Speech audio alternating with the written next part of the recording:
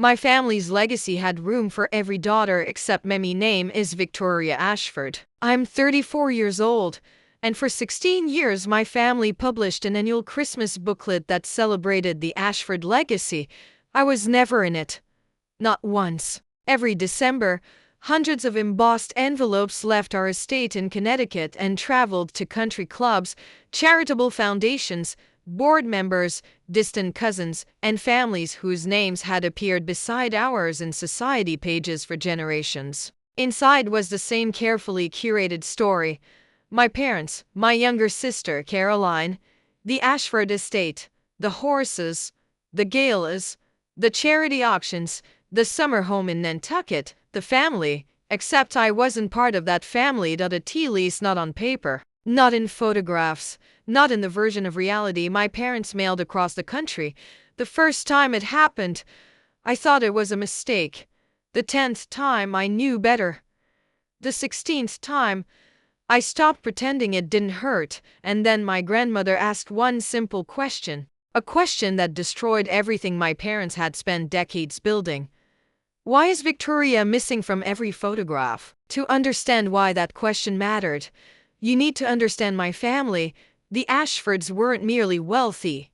They were old money. The kind of old money that had buildings named after dead relatives, the kind that donated wings to museums, the kind that believed reputation mattered more than happiness, image mattered more than truth, and appearance mattered more than people. My mother lived for appearances. My father lived for legacy. My sister lived for approval. And me, I was the mistake. Not officially. Nobody ever said that aloud. But children don't need words. They learn from actions. I learned mine early. I was 18 the first time I disappeared. My parents organized a holiday portrait for the annual family booklet. I remember spending an entire afternoon preparing. I bought a navy dress, had my hair styled, even wore the pearl earrings my grandmother had given me. When I arrived at the photographer's studio, my mother looked surprised. "Why are you dressed?" I laughed. "For the photos." Her expression changed immediately. The smile disappeared. "Oh, sweetheart." That single phrase. The phrase wealthy women use when they're about to say something cruel politely. "We only planned for 3. I stared at her. 3. My father stepped in. "The composition works better that way." The composition. Not the family. The composition. I still remember those words, because they changed something inside me forever. That year's booklet featured my parents standing beside Caroline in front of a fireplace. The caption read, "The Ashford family wishes you a Merry Christmas."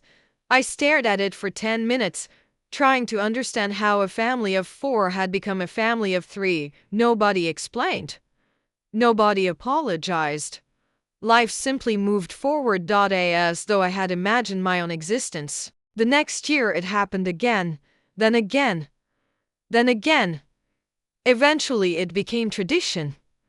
A terrible tradition. A ritual exclusion everyone pretended was normal. Whenever photographers appeared, I vanished. Whenever family portraits happened, I became invisible. Whenever public image mattered, I stopped existing. College didn't improve things. I attended Yale, graduated near the top of my class, earned academic awards, published research, received job offers before graduation. My parents attended commencement. They took 72 photographs. 72.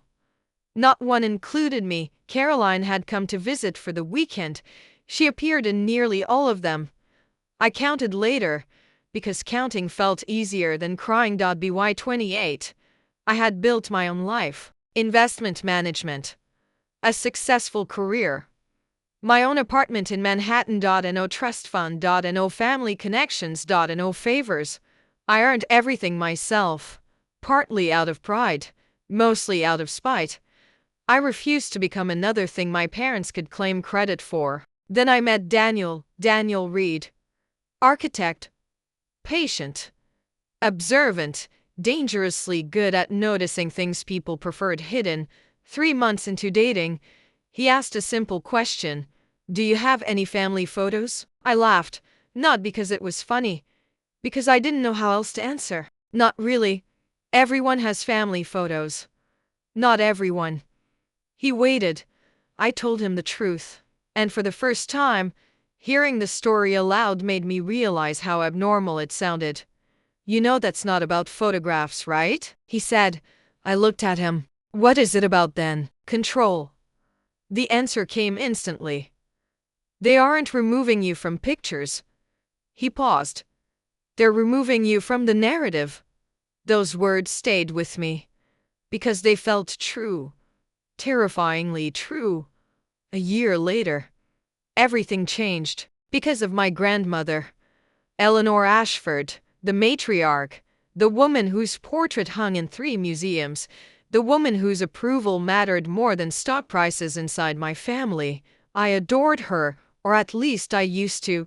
Years earlier we'd been close. Then communication stopped, calls went unanswered. Letters vanished. Eventually I assumed she no longer cared. It hurt, but it fit the pattern. People leaving had become familiar. Then my Aunt Margaret pulled me aside during a charity event. When did you stop speaking to Eleanor? I nearly dropped my champagne glass. What? Your grandmother? She frowned. She asks about you constantly. My stomach tightened. She does? Margaret looked confused. Of course she does. The conversation that followed changed everything, because my grandmother had been writing. For years. Birthdays, Christmases, graduations, letters, cards, gifts, questions, messages, all unanswered. Not because I ignored them, because I never received them. Someone had intercepted everything, and I already knew who. 6 months later, my mother called unexpectedly. Her voice sounded unusually pleasant. That alone made me suspicious. Victoria, we're doing the Christmas portrait next month. I waited. We'd like you included this year. The silence lasted several seconds. Included. After 16 years. Suddenly included. I knew immediately something was wrong. The next phone call came from Aunt Margaret and confirmed everything. Grandmother Eleanor was reviewing her estate. A very substantial estate, the kind that appeared in financial magazines, and she had questions. Questions about me. Questions my parents couldn't answer. Questions that required evidence. Evidence they didn't have, unless they created it. And suddenly I understood why they wanted me in the photograph. Not because they loved me. Not because they missed me. Not because they regretted anything. They needed proof. I was evidence, a prop, a missing piece in a performance. And for the first time in my life, I decided I was finished playing my assigned role. The day of the portrait session, I arrived 40 minutes early. What I overheard behind that door changed everything. And the moment I heard my mother say 1 photograph and Eleanor signs the papers, I stopped being their daughter and became their reckoning. I stood motionless outside the waiting room. My hand rested against the cold wall. Inside, my family was discussing me as though I were an item on an inventory sheet. Not a daughter. Not a granddaughter. An asset. A requirement. A problem to be managed. My mother's voice floated through the partially open door. Once Eleanor sees the photograph, she'll stop asking questions. My father answered immediately. She needs reassurance. That's all. And Victoria, that was Caroline. My younger sister. The golden child. The heir apparent. The one who never understood why I couldn't simply accept my place. My mother laughed softly. The sound made my stomach turn. Victoria gets 1 afternoon of attention. Then everything returns to normal. Normal. 16 years of exclusion. 16 years of lies. 16 years of pretending I didn't exist. That was normal. I should have left right then. Instead, I listened. Maybe because some part of me still hoped I was wrong. Maybe because I needed to hear it clearly enough that I could never doubt myself again. My father spoke next. The attorneys estimate Eleanor's estate at nearly 30 million. Silence. Then Caroline whistled. $30 million. There it was. The real reason. Not family. Not reconciliation. Money. Always money. I felt something inside me go completely still. Not anger. Not sadness. Something colder. Acceptance. For years I'd wondered what was wrong with me. Now I finally understood. Nothing. There had never been anything wrong with me. The problem was them. I pushed the door open. The room instantly fell silent. 3 faces turned toward me. My mother's smile disappeared. My father's expression hardened. Caroline looked like she'd seen a ghost. For several seconds nobody spoke. Then my mother recovered. Victoria. Her voice was bright and artificial. "You're early." I nodded. I heard enough. The silence returned. This time it felt heavier, more dangerous. My father stood. "You misunderstood." I laughed. The sound surprised even me, because it wasn't emotional. It was exhausted. "No," I said. "I understood perfectly." Nobody replied, because there was nothing to say. The truth was standing in the room with us. My mother tried anyway. "Sweetheart, don't." Her mouth closed. For the first time in my life, I interrupted her. For the first time in my life, I wasn't afraid. "You wanted proof for grandmother." Nobody denied it. "You wanted a photograph." Silence. "You wanted a performance." More silence. I looked at Caroline. "Did you ever wonder why I wasn't in those pictures?" She looked away. That answered everything. I left before the photographer arrived. Before the makeup artist.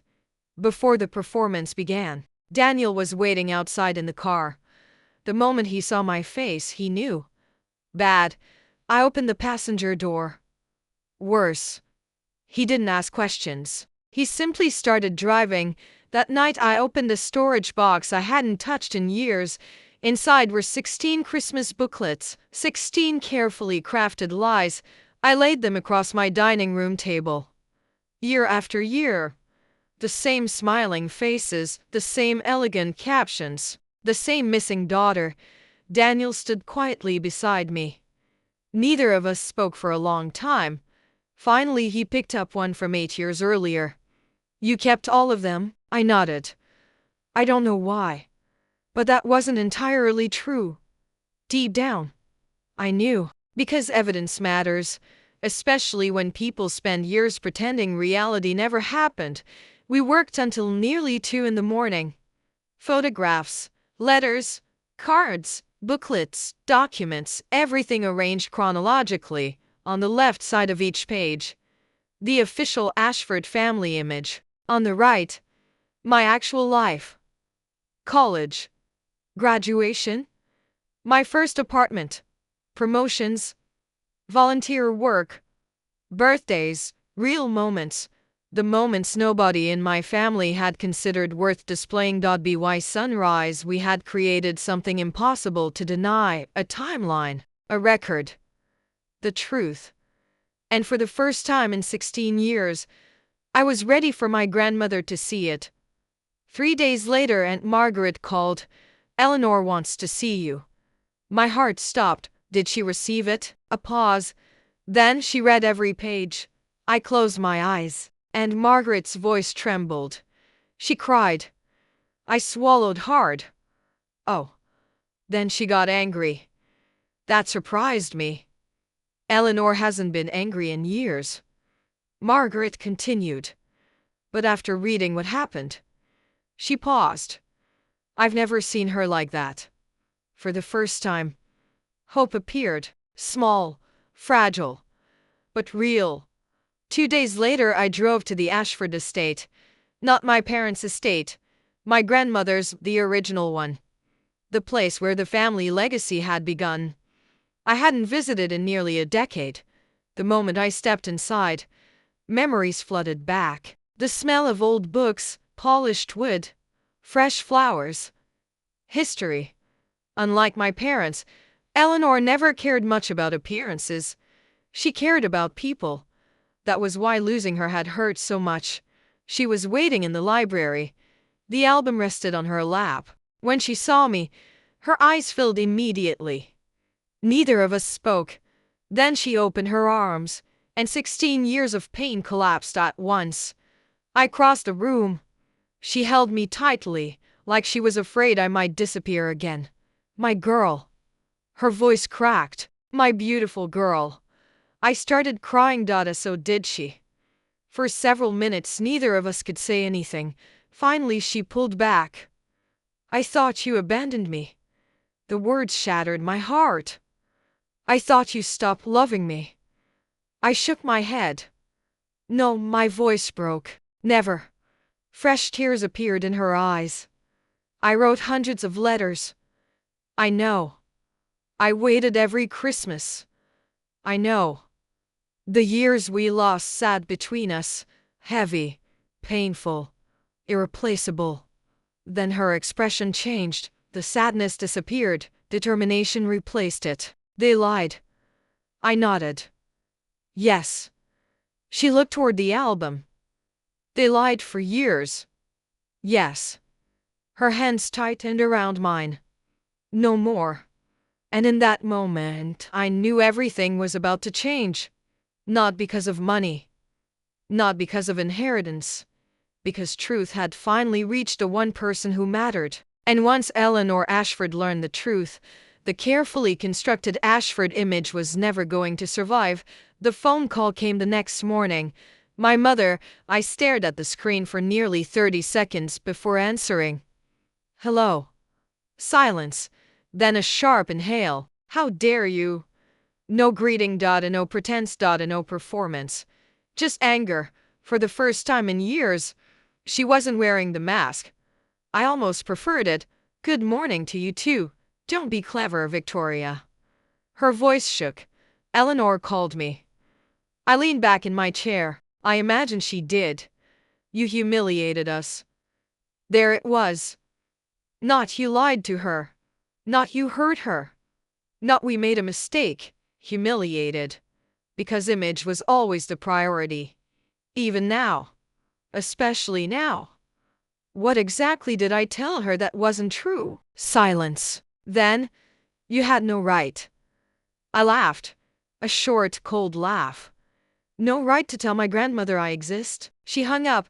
My father called 20 minutes later. Unlike my mother. He sounded calm.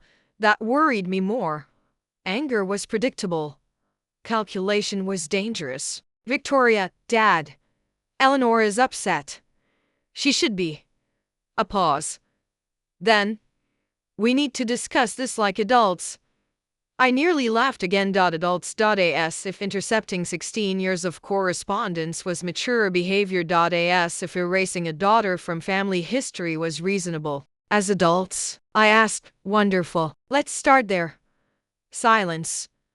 Then, what do you want? The question surprised me, because it revealed everything. He still thought this was a negotiation. A transaction. A business deal. Not a betrayal. What do I want? I repeated. Yes. I thought about it. Really thought about it. The answer came immediately. I wanted my grandmother. Silence. I wanted the relationship you stole. More silence. I wanted 16 years back. His breathing changed. Slightly. Not guilt. Not regret. Discomfort. The realization that some things cannot be purchased. You need to be practical. There it was. The Ashford philosophy. Practical. Meaning convenient. Meaning profitable. Meaning emotionally vacant. Eleanor is elderly. I closed my eyes. Careful. What?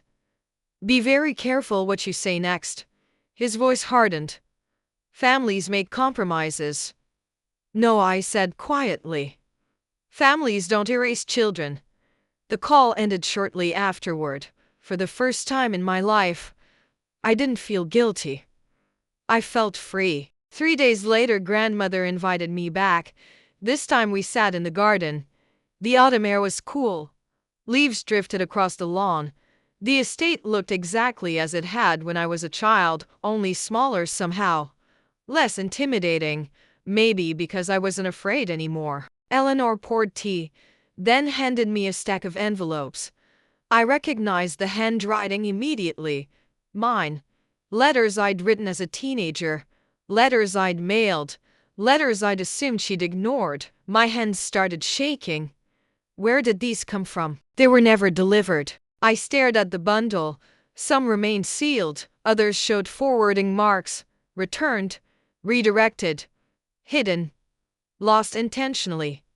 Years of conversations that never happened. I opened one carefully. Age 19. The first Christmas after I disappeared from the family portrait. Dear Grandma, I miss you. I don't understand what's wrong with me. Mom says I'm being dramatic. Maybe I am. But I feel invisible. I stopped reading. My vision blurred. I barely remembered writing it. Yet every word felt familiar. Like a wound reopening. Eleanor reached across the table. You were never invisible. A tear slipped down my cheek. They made me feel invisible. I know. More tears followed. And for the first time someone acknowledged a difference. There is a difference. A crucial one. Being unseen is not the same as having no value. That afternoon she showed me something unexpected. A photograph, old, black and white, worn around the edges. A teenage girl stood near the edge of a large family portrait, slightly separated. Not excluded entirely, just enough to notice. Who's that? I asked. Eleanor smiled sadly. Me. I looked again. And suddenly I understood. The isolation. The uncertainty. The attempt to smile despite feeling unwanted. The resemblance wasn't physical. It was emotional. My father preferred my sister. She said it mattered factly. No bitterness, only honesty. I spent years trying to earn a place that should have been mine already. I stared at the photograph. The realization hit me slowly. This wasn't a new story. It was an old story, older than me, older than my mother. Generational. Inherited. Passed down like family silver. One ignored daughter creating another. And another. And another. Your mother learned the wrong lesson. Eleanor's voice softened. She learned how to survive exclusion. A pause. Then she repeated it. I swallowed hard. Because it felt true. Painfully true. Mom hadn't broken the cycle. She'd become part of it. That evening, before I left, Eleanor handed me a sealed envelope. What is this? A copy. Of what? My new will. I froze. Grandma, no, her expression became firm. Listen. I did. This isn't about money. Everyone always said that. Usually right before proving otherwise. But with Eleanor, I believed it because she meant it. You know why I'm changing it? I shook my head. Recognition. She smiled faintly. Every family member receives what they valued most. I frowned. What does that mean? You'll understand eventually. I did understand. A week later, when Caroline called me at 2 a.m, screaming. The moment I heard her voice, I knew the will had been read, and the Ashford family was imploding. I answered on the 4th ring, mostly because I wanted to know how bad it was. Victoria. Caroline's voice cracked through the speaker. She sounded furious, panicked, almost hysterical. What did you do? I sat up in bed. Daniel stirred beside me. What are you talking about? You know exactly what I'm talking about. No. Actually, I didn't. Not yet. But I had a feeling. The will. There it was. I closed my eyes. Grandmother had acted faster than I expected. What about it? A sharp laugh. The kind people make when they're trying not to cry. Grandmother changed everything. I remained silent. Caroline continued. Mom is losing her mind. Interesting. Not sad. Not heartbroken. Not concerned about Eleanor. Concerned about money. Exactly as expected. What changed? I asked. Another silence.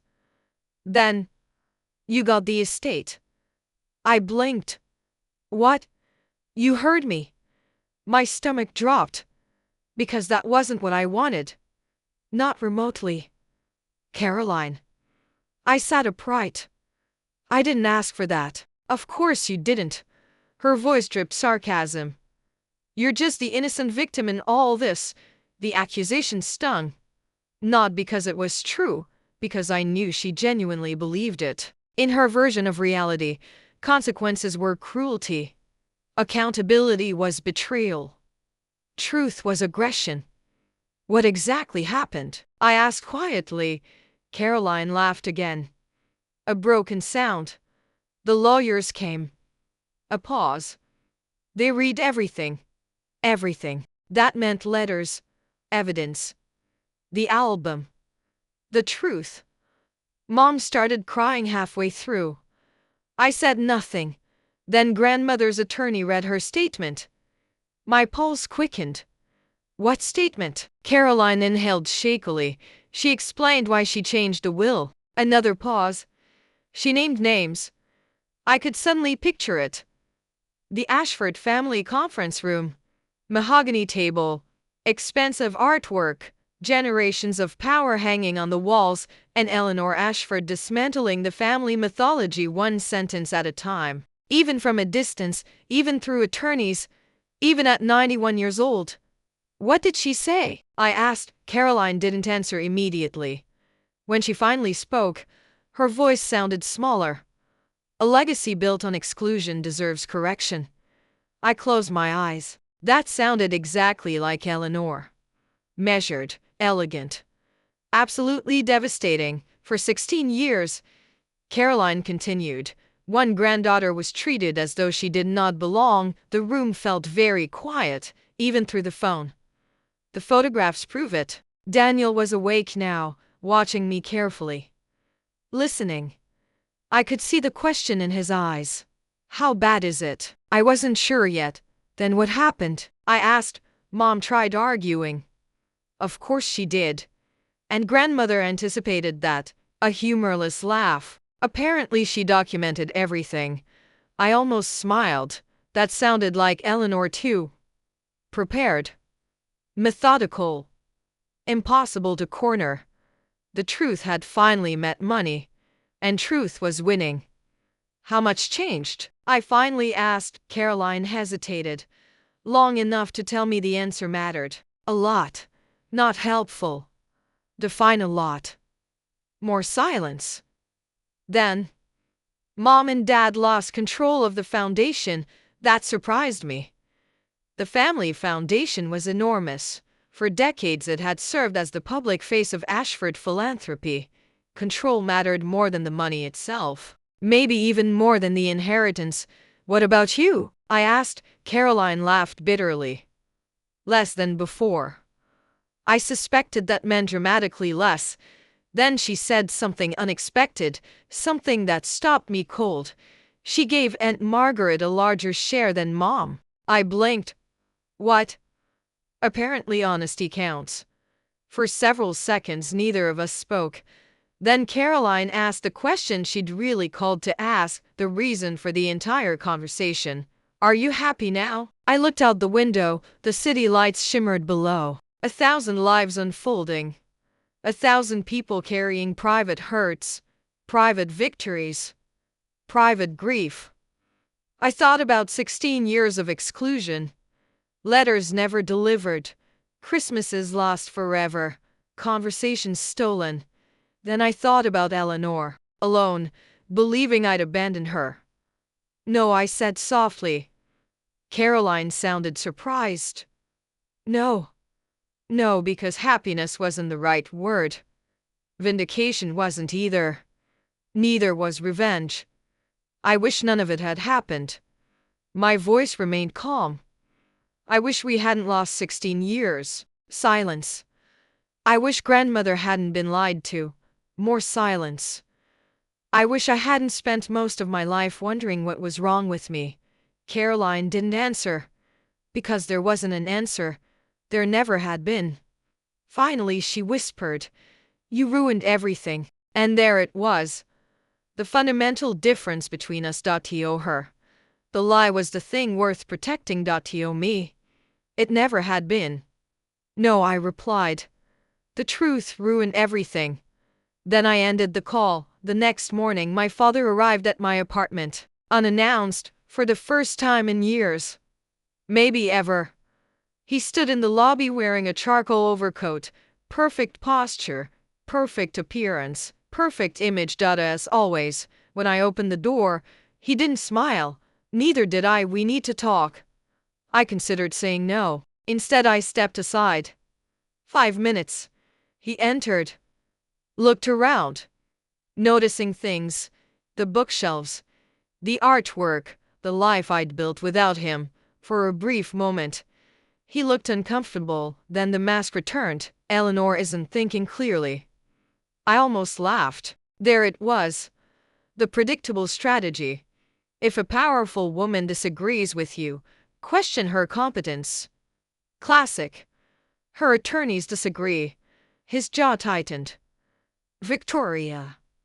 "No," I interrupted. For the second time in my life. The second time ever. And it felt easier now. "Don't do that." "What?" "Treat me like I'm 12. His eyes narrowed. The room grew quiet. Then he said something I'll never forget. Something that explained everything. Something that finally made the last 16 years make sense. "You were always difficult." I stared at him. Difficult. He nodded. As though the statement were self-evident. As though everyone already knew. "How?" I asked, genuinely curious. Because I wanted to hear it. I wanted to understand the story he'd been telling himself. "You challenged everything." He answered immediately. "Ask questions." A pause. "Refused to play your role," and suddenly I understood. Not difficult. Independent. Not rebellious. Unmanageable. Not flawed. Different. Caroline had learned compliance. I had learned curiosity, and curiosity threatened systems built on appearance. For 16 years my father hadn't been punishing a bad daughter. He'd been trying to erase the inconvenient one. When the realization landed, something inside me finally let go. Not anger. Not resentment. Hope. The hope that one day he'd understand. The hope that one day he'd apologize. The hope that one day he'd choose me. That hope died quietly. Right there. Standing in my apartment. And strangely, it felt like freedom. "I think you should leave." His expression hardened. "Victoria, please." My voice remained calm. Steady. Certain. "You've already taken enough." For several seconds he stood motionless. Then he nodded once, turned, and walked out. I never saw him cry. Never saw him yell. Never saw him break. But as the elevator doors closed, I saw something else. For the first time in my life, I saw a man realizing he'd lost. Not money. Not status. Not control. A daughter. And he had lost her years ago. He simply hadn't noticed. 3 weeks later, Eleanor invited me to spend Christmas at the estate.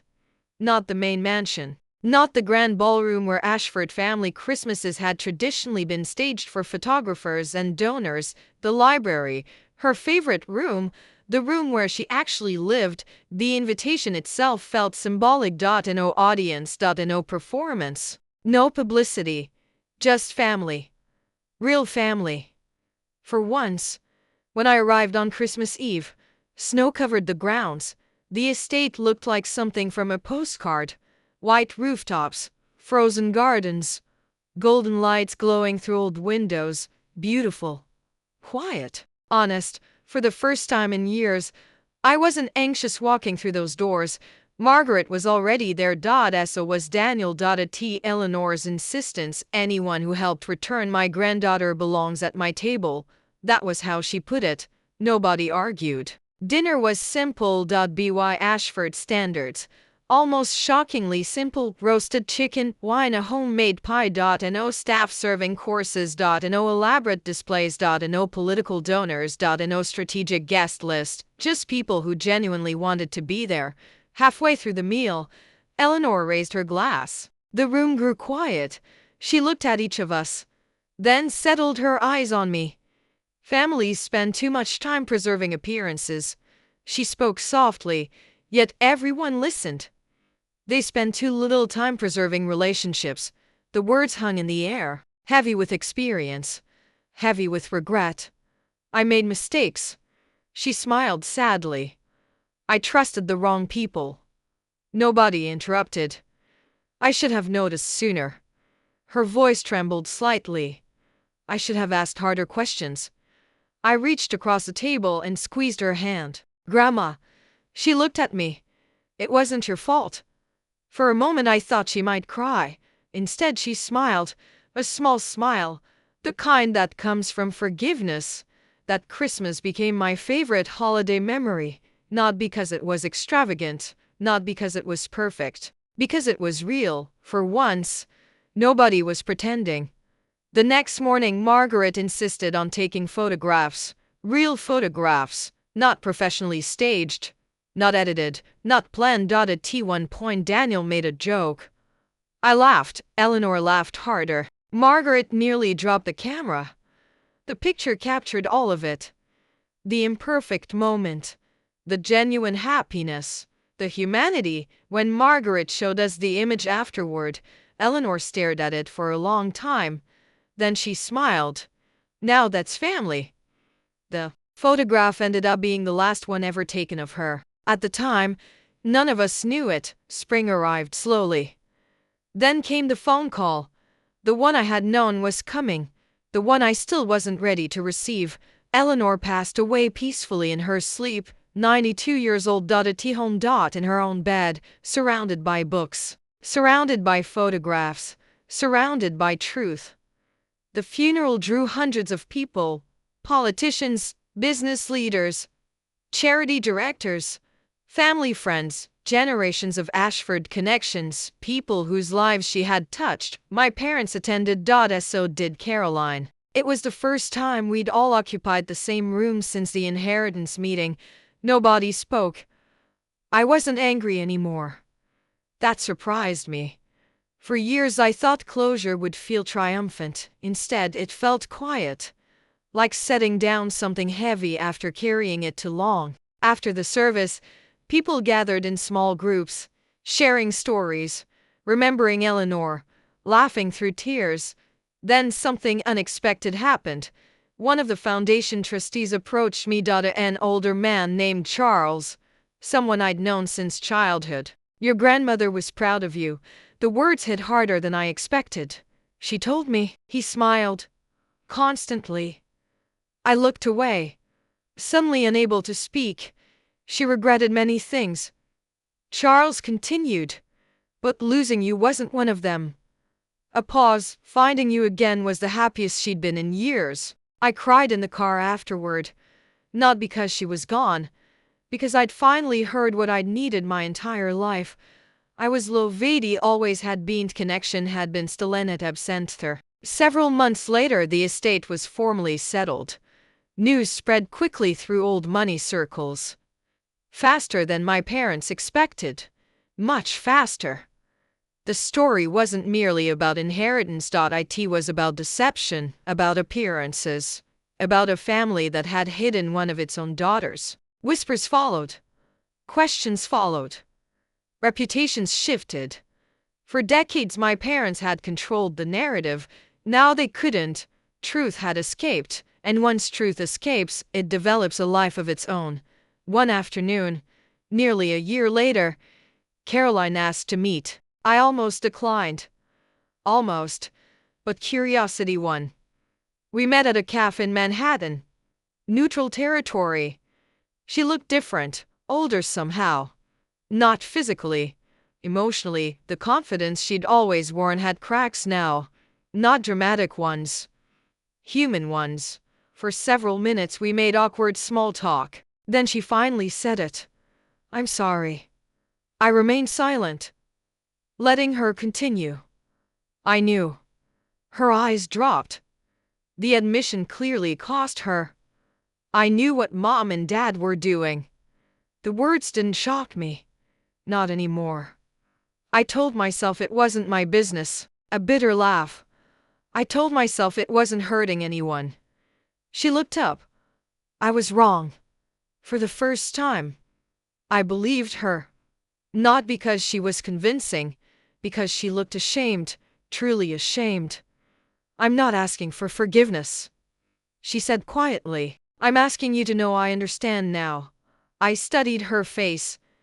The same face I'd spent years resenting. The same face that appeared in every photograph, every newsletter, every Christmas card. And suddenly I saw something unexpected, not an enemy, not a rival, another damaged daughter. Just damaged differently. The realization didn't erase the past, but it softened something. "I forgive you," I said. Tears immediately filled her eyes. Then I added, "That doesn't mean everything goes back to normal." She nodded. "I know." And for the first time in our lives, we were honest with each other. That was enough. 2 years later, Daniel and I married. A small ceremony. Friends. Family. Chosen family. Real family. During the reception, Margaret brought out an old photograph. The last Christmas picture with Eleanor. The candid one. The genuine one. Guests passed it around. Smiling. Laughing. When it reached me, I studied it carefully. There was Eleanor, Margaret, Daniel, me. Nobody posed correctly. Nobody looked perfect. Someone was mid-laugh. Someone was blinking. The composition was a disaster. It was beautiful because nobody had been removed. Nobody had been hidden. Nobody had been edited out. Years ago my father told me I ruined the composition. For a long time, I believed him. Now I understand something different. The picture was never ruined by including me. The picture was ruined by pretending I wasn't there. Today that photograph hangs above the fireplace in our home. Visitors rarely notice it. To them it's just another family picture. To me, it's proof. Proof that love doesn't require performance. Proof that belonging isn't something earned. Proof that visibility matters. Most importantly, it's proof that cycles can end. My grandfather's fortune, my parents' reputation, the Ashford legacy, none of those things became the true inheritance. The true inheritance was a lesson. A simple one. A difficult one. A necessary one. People can erase you from photographs. They can erase you from newsletters. They can erase you from invitations, conversations, and carefully crafted stories. But they cannot erase you from the truth. And eventually, if you're brave enough to keep telling it, the truth finds its way home. 3 years after Eleanor's funeral, I found myself standing in front of a wall of photographs. Not in a museum.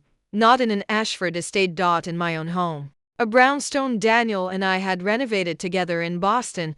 The walls were covered with memories. Vacations. Birthdays. Random Tuesdays. Friends. Family. Dogs. Holidays. Messy moments. Real moments. The kind my parents never would have allowed into a Christmas booklet. I was staring at those photographs when Daniel walked into the room carrying coffee. "You've been looking at that wall for 10 minutes. I smiled. "Just thinking." "Dangerous." I laughed.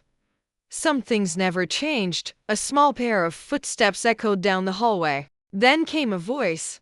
"Mama." A second later, my daughter crashed into my legs. 5 years old. Wild curls.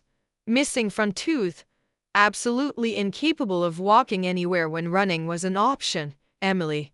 The greatest thing that ever happened to me." She wrapped her arms around my knees. "I need help." "With what?" She pointed toward the dining room. I'm drawing Grandpa Eleanor. I blinked, then laughed. You mean great-grandma Eleanor? No, Emily crossed her arms. Grandpa Eleanor. Daniel started laughing so hard he nearly spilled his coffee. Children don't care about family prestige, or inheritance, or old wounds, or society pages. They care about stories. Love. Attention. Presence. The things that actually matter. When Emily was born, I made myself a promise. A simple one. A sacred one. She would never wonder whether she belonged. Not for a single day. Not for a single moment. She would appear in every photograph, every memory, every story. Not because she had to earn her place, because she already had it. The cycle ended with me. That realization came slowly, over years. Healing always does. For a long time I believed the story was about inheritance. Money. Revenge. Justice. I was wrong. The story was actually about visibility. Being seen. Being acknowledged. Being recognized as real. For years I thought my parents had stolen my place in the family. Eventually I understood something important. They never had the power to do that. They could hide me, ignore me, exclude me, but they couldn't change reality. I was always their daughter. I always existed. I always mattered.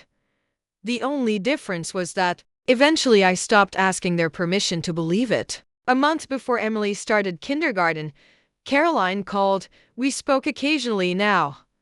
Not often. Not deeply. But honestly, which was more than we'd ever had before. She had a son of her own, a little boy named Henry.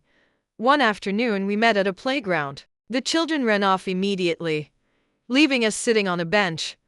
Watching Caroline look thoughtful, then she said something I'd never expected to hear. Mom still keeps the old Christmas booklets. I raised an eyebrow. Really? She nodded. She looked through them recently. I waited. She cried. That surprised me. Not because she was incapable of remorse, because she rarely allowed herself to feel it.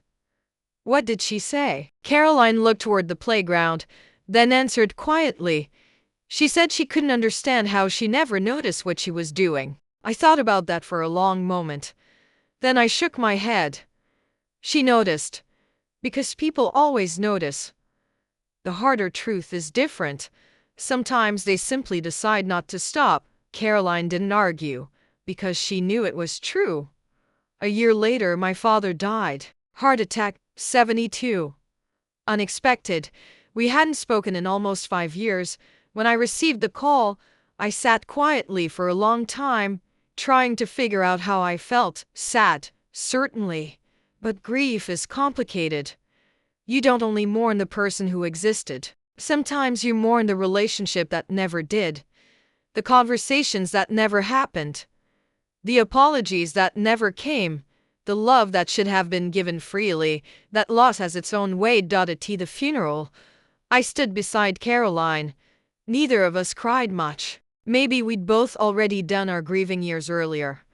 After the service, my mother approached me. Slowly, carefully, as though approaching a wild animal. She looked older, smaller, tired. For the first time in my life, she seemed uncertain. Victoria. I nodded. Several seconds passed. Then she said the words I'd spent decades imagining. I'm sorry. Direct. Late. Very late. But real. I looked at her. Really looked. And for the first time I saw not a villain, not a monster, just a deeply flawed woman. A woman who inherited damage and passed it on. The same way Eleanor's father had done. The same way generations had done before. The difference was that now someone had finally stopped the pattern. Me. I hugged her.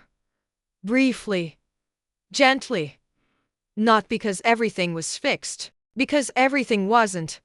Some wounds become scars, not disappearances. And that's okay. Healing doesn't require forgetting, only refusing to keep bleeding. That night, after Emily was asleep, I stood once again before the wall of photographs. Daniel wrapped an arm around my shoulders. "What are you thinking about?" I smiled. "The pictures." He followed my gaze. The photographs stretched across the wall. Years of life. Years of truth. Years of belonging. Not perfect. Never perfect. Better than perfect. Real. And suddenly I remembered something Eleanor once told me. A few weeks before she died, she had been holding that final Christmas photograph, studying it, smiling. Families aren't measured by who appears in the frame, she'd said. They're measured by who makes room. At the time, I thought it was a beautiful sentence. Now I know it was wisdom. Because making room is love. Making room is belonging. Making room is choosing someone again and again and again. And no matter how inconvenient, and no matter how imperfect, and no matter how different, especially then. My parents spent 16 years removing me from pictures. What they never understood was that love isn't about composition. It's about inclusion, and in the end, that became the difference between the family they performed and the family I built. The wall still grows every year. More photographs, more memories, more people. Nobody gets cropped out. Nobody gets hidden. Nobody gets erased. Not anymore. Not ever again.